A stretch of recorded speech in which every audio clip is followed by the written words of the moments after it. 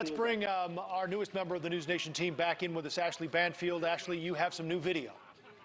I do, and I want to just tell you this was shot from a friend of mine on Capitol Hill as some of the breach was taking place. And I want to draw your attention to something very specific in this video because words matter, and in a criminal case, words really matter. I think you might remember some of the riots in St. Louis when you heard people getting up on cars and yelling, "Burn this be down." That became an issue for litigation, and it can amount to what we call inciting violence, which is criminally prosecutable. You are going to hear some of these protesters yelling, "Burn this Capitol down." Very, very troublesome. Many of them are on camera. It is plain and clear to see what they're doing and what they're asking for. If you could roll the tape, then we can have a quick talk about it afterwards.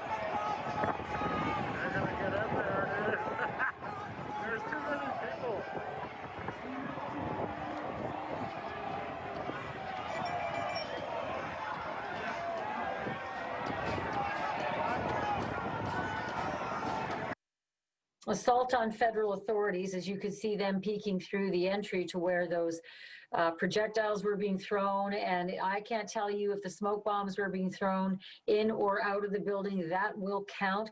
But that is assault on federal authority. That is an extraordinary crime. And I have seen video worse than that yield indictments against individual people. We can do wonders with video these days. I do not like what is in store for those people doing what they did.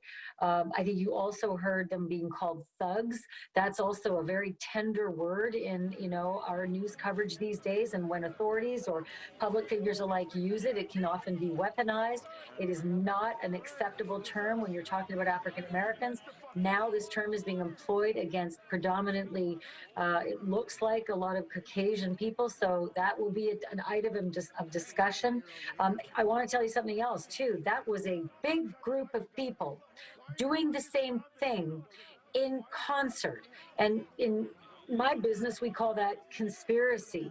So if you plan to do something together and you communicate it and then you act in furtherance of it, burn this Capitol down is a very dangerous piece of language and an awful piece of evidence. It's what we call a bad fact in a court case. I don't like what that person or those people have coming to them. And mark my words, they will find those people. They have found people in worse, grainier, dark video. A couple of other things I wanted to let you know.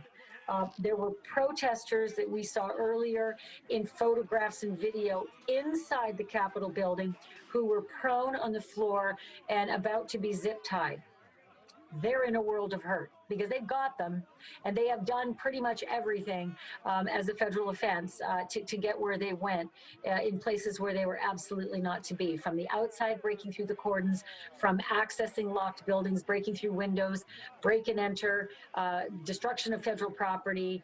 If they were carrying any kind of weapon, be it a knife, be it a baton or a flag that could be a baton or a gun, all bets are off. It is a litany of charges. And here's another charge I want you all to think about. I'm going to take you back to the OJ case for a minute because OJ was charged with kidnapping for moving someone from one part of a room to another part of a room. That was it. That's all he did. and that was kidnapping. Now you're looking at potential federal kidnapping if you physically moved people from one room to another. And I witnessed it happen. I saw a mob chasing a police officer who had to run upstairs, stop, run again for safety, run again. That could be construed as kidnapping. And I know it sounds crazy, but that is also an offense that could give you a 20 to life in prison. These are not small offenses that you are looking at transpiring on the Capitol building. I also just want to give a really big shout out to Tom Negavan's reporting, because I've been watching all of the cable news channels, and that man has given us a bird's eye view and he's given us a 1-foot view and a 30,000 view of everything that's happening on both sides. I think that's really critical. You need to hear the voices of those who are oppressed and angry and upset and want to voice what they have to say, and they might be doing it peacefully. And then I think you also want to hear the voices of those who are not doing it peacefully and are breaking laws. And I think you really also want to hear the voices of those who are inside, whether they agree with what's happening outside or the action that spurred this today, or whether they disagree with it. But Tom has just been doing a bang-up job, and I think we can all be very impressed with them. One more thing. When you saw some of those protesters in the Senate chamber and in the offices that they'd broken into, they were photographing and they were live streaming. So if they were able to get any images of documents or property that was on the sensitive property, or God forbid, property that was never supposed to see the eyes of America, call that classified. If they took those photos, then they are in terrible breach, and it could be theft of government property and dissemination if they were live and already tweeted it out or sent it out live. Some of the things I think these people just were not thinking about when they went on this escapade. Ashley, can I ask a question? Charges come what may. What your contacts are in Capitol Hill who were in the building. I'm just curious as to their reaction as to the security breach that this clearly was. Yeah. Had someone come in there with a bomb or an automatic rifle, we would have a whole different situation on our hands tonight. How do these people, I mean senators and congressmen and women, how do they feel about how deeply into the Capitol these rioters were able to get? So from some of my sources are telling me that there were a couple of things that transpired that sort of set off a number of stressors among the officials in Capitol Hill. Some of the congressmen were in the gallery watching the senators as they went through their process. So you had people from both houses who now were affected and became victims. First of all, what they did was they sheltered in place right where they were under their chairs, and we've seen some photographic and video evidence of that. So imagine for a moment, many of them are thinking, it's the same thing that the kids have gone through in a school shooting. They were terrorized by terrorists. I am sorry to say, but when you are trying to effect political change by a violent action, that is the definition of terrorist. You do not have to be from a different country. Just ask Timothy McVeigh, were he alive? So they were terrorized where they were. There are federal terrorism charges as well that can land you the death penalty. It'll certainly land you a life without parole. Moussaoui. And so they felt right away that they were terrorized, and they went into the mission that they were being commanded to by those who were securing their safety, the police, the Capitol Police, and some of the security with guns in the building. But then it became acutely aware that they weren't safe where they were sheltering in the chamber, under their seats and under their desks. So then began the mission of trying to get them out in as many different safe egresses as possible. And that was extremely stressful because they were also aware there was gunfire. They could hear gunfire. I don't know if it was gunfire. I don't know if it was an incendiary device, but they heard what they thought was gunfire. So there was that terror. They had to take several different egress points to get where they were going to safe locations. And then they heard word that there was actually a real incendiary device, an explosive device found on the premises of the Capitol.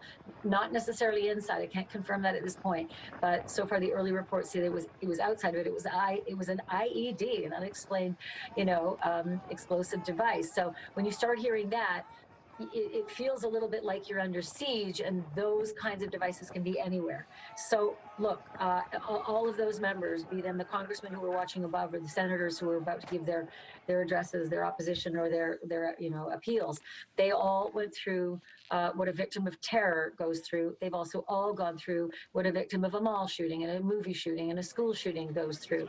So I'm gonna disagree with some of the other guests in that they will absolutely be informed by what just happened to them. Whether it mitigates their rhetoric, I can't imagine that it would accentuate their rhetoric, but now they know. Like I said, it was coming from inside the building. It's coming from inside the house. It changes how you feel about everything. All right, Ashley Banfield, thank you for all of your contributions tonight. We appreciate it. Let us know if you get anything new. You bet.